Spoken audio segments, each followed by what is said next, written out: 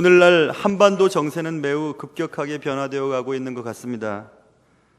정치나 국제 정세의 문외한인 제가 보기에도 큰 힘의 축들이 지나는 이 대한민국, 이 한반도의 열강들의 두뇌 싸움이 매우 치열하게 진행 중인 것 같습니다.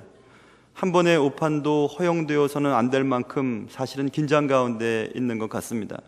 만일 우리나라가 힘만 있다면 고민하지 않아도 될 문제 앞에서 우리는 매우 민감하게 반응을 보이고 있습니다. 오늘날 이러한 힘의 논리가 지배하는 세상에서 그 힘에 대한 소유는 행복을 결정짓는 중요한 요인이 되어버렸습니다. 마치 정글의 약육강식의 논리만이 법이 되어버린 것처럼 가진 자의 오만함은 도를 넘고 있습니다. 최근에 이스라엘의 가자지구 공격, 하마스와의 전쟁을 보면서도 그런 생각들을 하게 됩니다. 가진 자의 오만함은 도를 넘고 있지요. 힘을 가진 자는 정의까지도 하찮게 만들어버릴 만큼 강력한 힘을 가지고 있습니다. 그러므로 모든 사람들은 힘을 동경하게 되었습니다. 힘. 더욱 강력한 힘. 그러나 하나님의 백성들에게 있어서 이러한 힘은 죄의 시작일 경우가 매우 많습니다. 오늘 성경에 나타난 하나님의 사람 다윗이 땅에 살면서 두 가지 큰 죄를 범하게 되는데 그 중에 한 가지, 인구조사라고 하는 문제의 사건이 오늘 본문에 기록되어 있습니다. 다윗의 인구조사는 힘이 죄가 되는 경우를 정확하게 보여주는 사건이었습니다. 오늘 우리는 말씀을 통해서 힘에 대한 성경적인 가르침을 깨닫는 귀한 시간 되시기를 주님의 이름으로 축원합니다. 먼저 오늘 제목을 제가 힘이 죄가 될 때라고 제목을 달았습니다. 힘이 죄가 되는 경우가 몇 가지의 경우가 있습니다. 먼저 힘이 죄가 될 때는 이런 경우입니다. 힘을 가지려고 하는 동기가 잘못되었을 때 힘이 죄가 됩니다. 오늘 본문에서 다윗은 다윗답지 못한 행동을 하고 있습니다. 오늘 다윗은 군대장관 요압에게 명령합니다. 이스라엘 나라 온 땅을 다니면서 이스라엘 백성들을 계수하라고 명령하고 있습니다. 그런데 이 명령은 오늘 1절에 제가 읽은 1절 말씀 보시면 사탄이 일어나 이스라엘을 대적하고 다윗을 충동하여 이스라엘을 계수하게 하더라 이렇게 써 있습니다. 다윗이 지금 요압에게 명령해서 이스라엘 백성들을 계수하게 된 것은 사탄의 충동에 의해서 다윗이 한 것이라고 성경은 분명히 말하고 있습니다. 사탄이 다윗을 충동하여 이스라엘을 계수하게 했다. 이스라엘을 계수하라고 한 것은 단순히 인구조사를 하고자 함이 아니었음을 성경은 우리에게 알려주려고 하고 있습니다. 이스라엘을 계수하라고 한 것은 사실은 다윗이 전쟁을 하기 위한 전투력 파악 때문이었음을 성경은 우리에게 알려주고 있습니다. 다윗의 명령은 이스라엘의 참 힘이 되신 여호와 하나님을 대적하고 하나님의 하나님 되심을 무시하는 행위였습니다. 그러므로 다윗의 인구 계수는 명백하게 죄라고 하는 사실을 성경은 우리에게 알려주고 있습니다. 7절을 보시면 7절에 하나님이 이 일을 악하게 여기사 이스라엘을 치심해 이렇게 기록되어 있습니다. 하나님이 다윗이 이스라엘을 계수한 이 일을 악하게 여기셨다 이렇게 말씀하고 있습니다. 하나님이 악하게 여기신 이 일을 왜 다윗이 갑자기 이스라엘을 계수하라고 명령했을까 하는 것입니다. 다윗은 그런 사람이 아니었습니다. 다윗은 하나님만 의지하면서 살았던 사람이었습니다. 그런데 다윗이 오늘 이스라엘을 계수하는 죄를 범하게 됩니다. 전쟁을 위한 전투력 파악을 위해 이스라엘의 백성들을 계수하는 명령을 내리게 되었던 것입니다. 다윗이 힘에 대한 필요를 느끼게 되었던 것은 한 가지 사건이 있었기 때문에 그랬습니다. 힘이 없어서 무시를 당한 경험이 그로 하여금 전투력 파악을 할 수 있도록 명령을 내렸던 것입니다. 그것은 우리가 읽지는 않았지만 19장에 있는 내용을 보면 알 수 있습니다. 19장에 1절부터 이런 사건이 있었습니다. 암몬 자손의 왕 나하스가 죽습니다. 그는 죽고 그의 아들 한운이 왕위를 계승하게 됩니다. 다윗은 아버지와의 친분이 있었기 때문에 문상을 보냅니다. 조문 사절단을 암몬에게 보냅니다. 암몬 나라에 보냅니다. 그때 이 암몬 자손의 방백들이 생각을 하는 것입니다. 다윗이 조문 사절을 보낸 것은 왕의 부친을 문상함이 아니고 이 땅을 정탐하고 이 땅을 전복시키기 위한 스파이입니다 라는 말을 하고, 그 한운, 암몬 왕 한운은 그 말을 듣고 다윗의 신하들을 잡고 수염을 다 깎아버립니다. 그리고 그의 의복, 다윗의 조문사절단의 의복을 공둥이부터 쭉 잘라버립니다. 그래서 지금 말하면 아주 창피하고 모욕을 주는 장면을 봅니다. 그러자 다윗이 그들을 맞으러 보내면서 왕이 말합니다. 너희는 수염이 자라기까지 여리고에 머물다가 돌아오라 라고 하는 치욕적인 외교의 치욕적인 순간을 맞이하게 됩니다. 다윗은 이 사건을 통해서 힘이 있어야 되겠다, 힘이 없으니까 이런 무시를 당하는구나 라는 생각들을 하게 됩니다. 이처럼 힘에 대한 애착은 무시당하면서부터 시작되는 경우가 많습니다. 너희들이 나를 무시해? 내가 힘이 없어서 내가 이런 꼴을 당하는 거지? 그래, 좋아, 내가 힘을 길러야 되겠어, 본때를 보여줄 거야. 그래서 사람들은 힘을 기릅니다. 그래서 힘에 대해서 관심을 많이 갖습니다. 그래서 권력을 잡아서 힘을 기르거나 혹은 많이 배워서 지식의 힘을 길러서 아무도 나를 무시하지 못하게 만들거나, 그것도 저것도 되지 않으면 쉬운 방법이 있죠. 돈을 많이 벌어서 함부로 나를 무시하지 못하게 그런 힘을 공급받고 얻으려고 합니다. 그러나 여기서 우리가 기억해야 될 것이 있습니다. 힘에 대한 유혹에 빠질 때 잊지 말아야 될 것이 있는데, 그것은 무엇이냐면 우리가 어떤 문제를 우리가 가진 힘으로 해결하려고 할 때는 언제나 죄를 짓게 된다는 것입니다.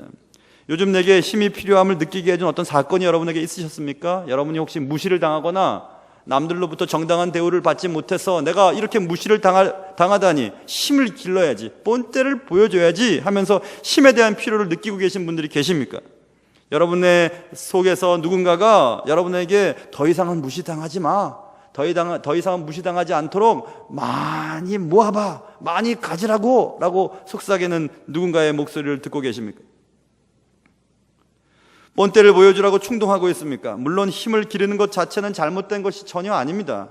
힘이 있어야 되죠. 힘이 있어야 그 힘 가지고 무슨 일도 할 수 있지 않겠습니까? 그러나 오늘 지금 말씀드리는 것은 힘을 가지려고 하는 동기에 대한 문제입니다. 왜 힘을 가지려고 하는지, 왜 배우려고 하는지, 왜 돈이 많았으면 좋은지, 왜 사업이 잘 되어야만 하는지, 왜 그 학교를 들어가야만 하는지, 그 사업에서 승진을 해야 되는지, 그 동기를 분명히 하라는 것입니다. 무시당하지 않으려고요? 대우받으려고요? 본때를 보여주기 위해서 우리는 힘을 요구하는 것입니까? 오히려 우리는 힘의 유혹 앞에 당당한 태도를 보여야 합니다. 단지 타인을 누르고 무시당하지 않기 위해 힘을 소유하려는 인생이 되어서는 아니 되는 것입니다. 힘이 죄가 되는 경우, 첫 번째를 지금 말씀드리고 있어요. 힘을 가지려고 하는 동기가 잘못되었을 때 그 힘이 죄가 될 수 있다는 사실을 여러분 꼭 기억하시면서 힘을 가지려는 동기를 항상 생각해 보면서 힘을 가지려고 하는 순수한 그런 동기가 여러분의 삶 속에 있기를 주님의 이름으로 축원합니다. 힘이 죄가 되는 경우는 이렇게 동기가 잘못되었을 때입니다. 또 한 가지는 그 힘이 죄가 되는 경우는 그 가진 힘을 과시하기 위해서 힘을 가지려고 할 때 힘이 죄가 됩니다. 획득된 힘은 어디론가 가고 싶어 합니다. 지금 다윗은 이스라엘 백성들을 계수한 후에 오늘 본문에 보시면 단순한 응무조사가 아니라는 것을 알 수 있어요. 요압이 다윗에게 보고할 때 5절, 칼을 뺄 만한 자가 110만 명이요 유다 중에 칼을 뺄 만한 자가 47만 명이라. 분명히 이것은 전투력을 말하는 것입니다. 그런 전투력을 가지고 나를 무시하는 암몬 족속, 그 외의 여러 나라들에게 본때를 보여주고 싶어하는 다윗의 의도가 분명히 깔려 있습니다.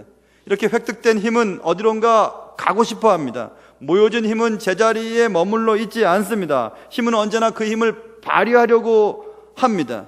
강한 곳에서 약한 곳을 향해, 높은 곳에서 낮은 곳을 향해, 있는 곳에서 없는 곳을 향해 힘은 발휘하고 싶어 합니다.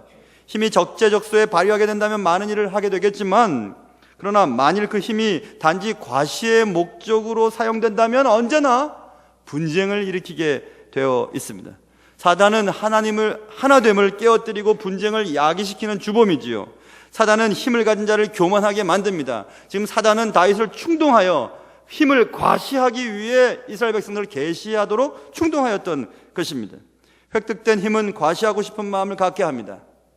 우리는 우리의 삶 속에서 그런 것들을 많이 경험하게 됩니다. 저는 연가초등학교를 나왔어요. 연가초등학교를 나왔는데 연가초등학교 다닐 때 난가조동에 살았습니다. 난가조동은 그 난가조동 명지대 앞에 놀이터가 있었고 놀이터에 방공호가 있었습니다. 근데 제가 한참 이 태권도에 대해서 많은 기술을 익혔을 때였습니다. 이 태권도 정권지르기를 쓰고 싶은데 쓸 대상이 없었어요. 그래서 제가 갔던 곳은 그 놀이터에 갔습니다. 놀이터에 방공호에 들어가고 나오고 하는 곳에 나오는 쪽에 버티고 있다가 들어가는 애를 살펴보다가 나보다 좀 약해 보이는 아이가 들어갔을 때 출구에 기다리고 있는 것입니다. 출구에 기다리고 있다 그 애가 나올 때 괜히 부딪혀가지고 너 왜 그래 하면서 정권지르기를 한번 시험해보고 싶어가지고 그곳에 기다리고 있었습니다. 가만히 봤더니 어떤 애가 쑥 들어가는 것을 봤어요. 저 정도면 내가 나의 정권지르기의 연습 대상으로 적절한 아이라고 생각했습니다. 아마 북가저초등학교 애였을 것 같아요. 그래서 그 아이를 기다리고 있었습니다. 그 아이를 이제 정권지르기를 하려고 준비하고 있었습니다. 막 아이가 나올 때 저는 정말 부딪혔어요. 부딪히고 죄송합니다.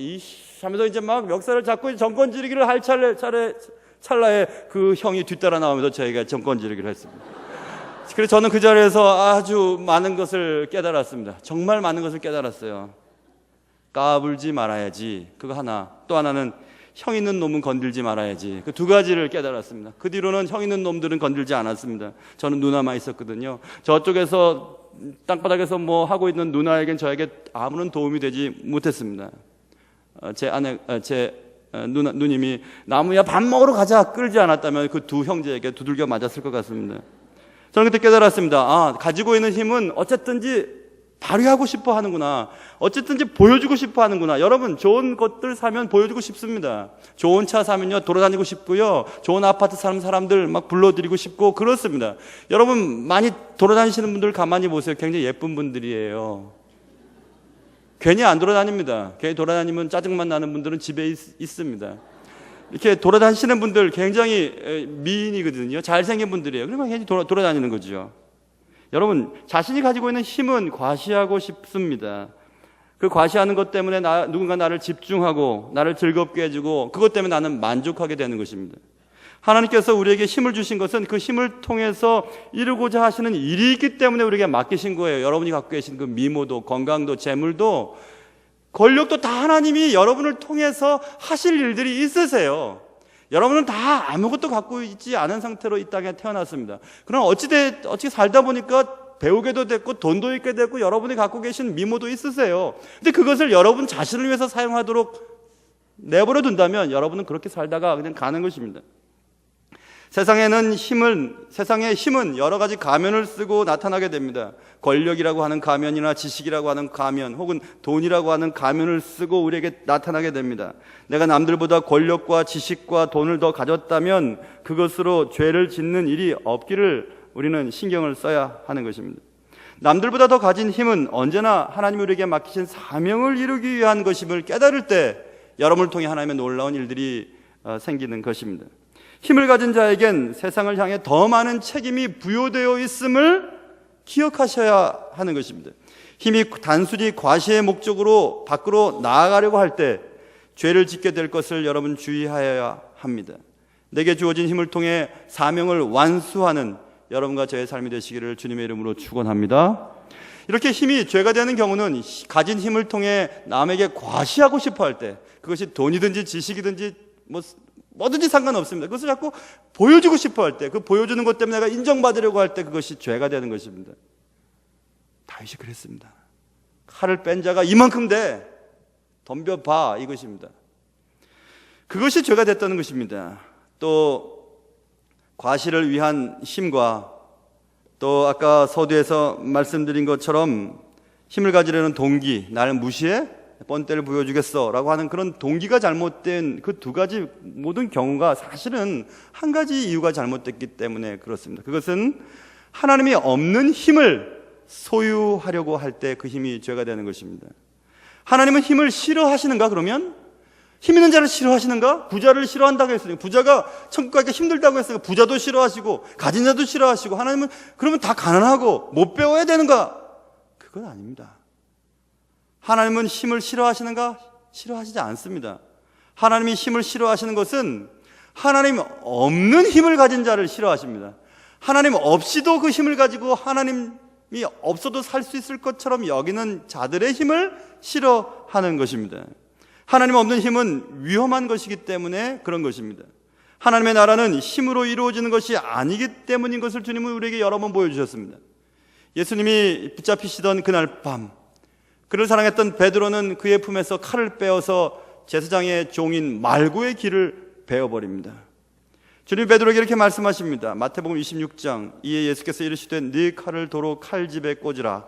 칼을 가지는 자는 다 칼로 망하느니라. 너는 내가 내 아버지께 구하여 지금 12군단 더 되는 천사를 보내시게 할 수 없는 줄로 아느냐, 이렇게 말씀하고 있어요. 주님이 베드로에게 말씀하신 것이 있으십니다. 내가 힘이 없어서 지금 이렇게 하고 있는 건지 알아? 내가 힘이 없어서 지금 이렇게 이런 길을 걸어가고 있는 줄 아니? 아니야 이렇게 말씀하십니다. 하나님이 예수님을 통해서 이루고자 하시는 그 일을 순종하기 위해 지금 예수님은 지극히 힘을 빼고 계시는 것입니다. 하나님의 나라가 이 땅에 이루어지기 위해 그가 가진 힘을 빼고 계시는 것입니다. 여러분, 하나님의 나라는 힘을 가진 자보다 힘을 가진 자가 그 힘을 빼서 여유 있는 힘으로 하나님의 나라를 확장하는 데 사용하는 자들을 통해 하나님의 나라가 이루어지는 것입니다. 예수님은 힘으로 세상을 정복하지 않으셨습니다. 로마의 왕궁에 태어나지 않으셨습니다. 예수님은 베들레헴의 마국간에 태어나셨습니다. 예수님은 힘으로 세상을 정복하지 아니하시고 예수님은 사랑으로 세상을 녹여버리셨습니다. 세상은 강함의 논리로 설명하려 들지만 하나님의 나라는 은혜가 상식이 되는 나라입니다. 주께서는 이렇게 말씀하셨죠. 앉아서 먹는 자가 크냐 섬기는 자가 크냐. 앉아서 먹는 자가 아니냐. 그러나 나는 섬기는 자로 너희 중에 있노라. 이렇게 말씀하셨습니다. 그러나 우리는 앉아 먹기를 좋아하고 인사받기를 좋아하고 높아지기를 좋아하고 힘을 가져서 남에게 무시당하지 않으려고 그 힘을 얻기를 원합니다. 과시하고 싶어서, 본때를 보이고 싶어서 그 힘을 가지려고 합니다. 군림하기 위한 힘은 가질수록 하나님의 나라에서 멀어집니다. 그러나 섬기기 위한 힘은 소유할수록 하나님의 나라에 가깝습니다. 나를 무시하지 못하게 하기 위한 힘, 다른 사람과 비교해서 만족을 얻기 위한 힘, 하나님 없는 힘, 하나님이 싫어하시는 그 힘에서 자유롭게 되는 여러분과 저의 삶이 되시기를 주님의 이름으로 축원합니다. 다윗은 자신의 힘으로 자신의 왕국을 유지하려고 했습니다. 칼을 뺄 만한 자를 조사한 후에 그것을 과시하고 아무도 나를 건드릴 수 없어, 나를 무시할 수 없어, 본때를 보여줄 거야. 자, 이만큼 우리는 군사력이 있다는 것을 보여주고 싶어 했습니다. 힘의 논리가 지배하는 세상에서 자신의 힘으로 그의 나라를 통치하려고 했습니다. 무엇이 잘못됐죠? 왜 하나님은 다윗이 행한 그 일을 악한 일이라고 말씀하셨죠? 왜 다윗은 그 일을 행함으로 큰 죄를 범하였다고 주님께 지금 회개하고 있는 것입니까? 다윗은 자신이 지금 누리고 있는 것이 어디서부터 왔는지를 잠깐 잊어버렸습니다. 다윗을 다윗되게 하신 것이 누구신지를 다윗은 지금 잊고 있습니다. 다윗을 다윗 왕이 되게 하신 분도, 다윗을 통해 나라를 지켜주시는 분도 하나님이셨음을 다윗은 지금 잊고 있는 것입니다. 요압의 말을 한번 들어보세요. 요압은 명예욕이 있던 사람이었습니다. 다윗 곁에서 다윗을 사사건건 괴롭히고 힘들게 했던 사람이었습니다. 그 요압이 이렇게 얘기합니다. 오늘 3절 보시면 요압이 아뢰되 여호와께서 그 백성을 지금보다 100배나 더하시기를 원하나이다. 내 주 왕이여, 이 백성이 다 내 주의 종이 아니니까? 내 주께서 어찌하여 이 일을 명령하시나이까? 어찌하여 이스라엘이 범죄하게 하시나이까? 이렇게 말씀하고 있어요. 그렇게 말할 사람이 아닙니다. 그도 명예욕이 있고 그도 야심이 있는 사람이었습니다. 그런데 그가 가만히 보았더니 다윗이 지금 이스라엘을 계수하라고 하는 이 명령은 옳지 않다는 것을 깨달았어요. 악인도 그것을 알고 있는 그런 악한 일이었습니다. 요압의 말을 들어보세요. 왕이시여, 하나님이 하시려고만 하면 지금보다 100배나 더 우리 백성들을 많게 하실 수 있는 그분이 당신의 왕 아닙니까? 근데 왜 이렇게 악한 일을 하려 하십니까? 당신의 힘으로 이 나라를 지키려고 하십니까? 정신 좀 차리세요. 이렇게 말씀하고 있는 것입니다. 여러분을 여러분 되게 하신 분이 누구십니까? 여러분 노력해서 학위 따셨어요? 승진하셨어요? 사업이 잘 되셨습니까? 아이들 공부 잘 하십니까? 가게가 잘 됐어요? 아닙니다, 여러분. 아니에요. 여러분을 거기까지 인도하시고 여러분을 지금 이곳에 있게 하신 분은 하나님이십니다. 하나님이 하신 것입니다. 다윗은 이 사건을 통해 자신을 제대로 보게 됩니다. 그리고 철저히 회개하죠. 하나님을 하나님 되게 해드립니다. 하나님의 주권을 철저히 인정하게 되는 계기가 되는 사건이 이 사건이었습니다. 그래서 다윗은 세월이 지나 은퇴하는 날 백성들을 모아두고 마지막 연설을 합니다. 그것이 29장 10절부터 기록되어 있는데 다윗은 이렇게 회중들 앞에 얘기합니다. 제가 읽겠습니다. 다윗이 온 회중 앞에서 여호와를 송축하여 이르되 우리 조상 이스라엘의 하나님 여호와여, 주는 영원부터 영원까지 송축을 받으시옵소서. 여호와여, 위대하심과 권능과 영광과 승리와 위엄이 다 주께 속하였습니다. 천지에 있는 것이 다 주의 것이로소입니다. 여호와여, 주권도 주께 속하여 싸우니 주는 높으사 만물의 머리이심이니이다. 부와 귀가 주께로 말미암고 또 주는 만물의 주제가 되사 손에 권세와 능력이 있사오니 모든 사람을 크게 하심과 강하게 하심이 주의 손에 있나이다. 이렇게 고백합니다. 그것이 다윗의 고백이었어요. 나이가 들고 연륜이 쌓이면 힘을 주는 것보다 힘을 빼는 것이 사실 더 힘들다는 것을 깨닫게 됩니다. 젊을 때는 다른 사람이 뭐 이렇게 얘기하고 저렇게 해도 그냥 넘어갑니다. 무시해도 괜찮아요. 근데 나이가 들면 무시받는 것을 못 견뎌합니다. 조금만 무시당하는 것 같으면 섭섭해하고 힘들어합니다. 왜 그런지 아세요, 여러분이? 우리가 지금까지 쌓아놓은 힘이 우리를 그렇게 변화시켰던 것입니다. 힘을 가지면 사람이 변질됩니다. 힘을 가지면 변질됩니다. 그 힘은 여러분이 갖고 계신 경험일 수도 있어요.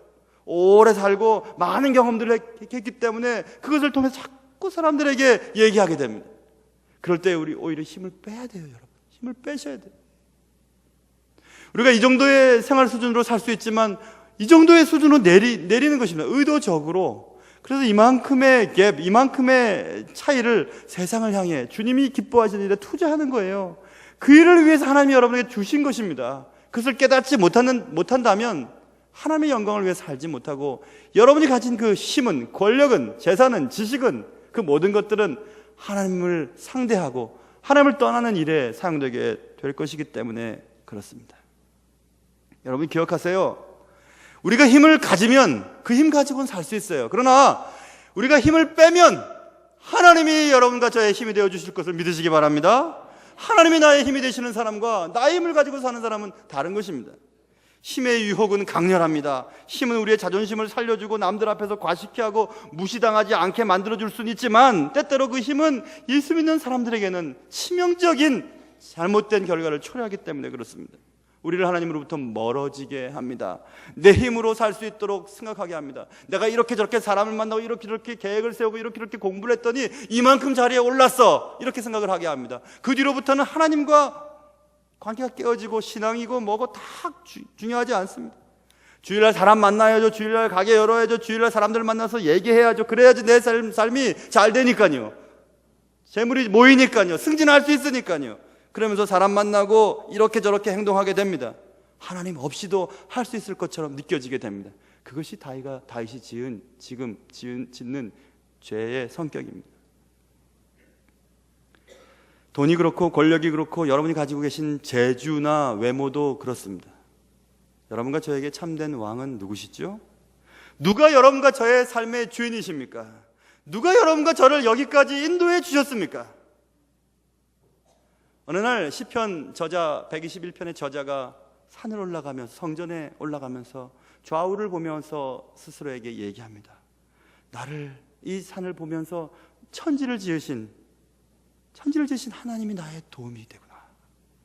그 하나님이 나를 실족치 않게 하셨구나.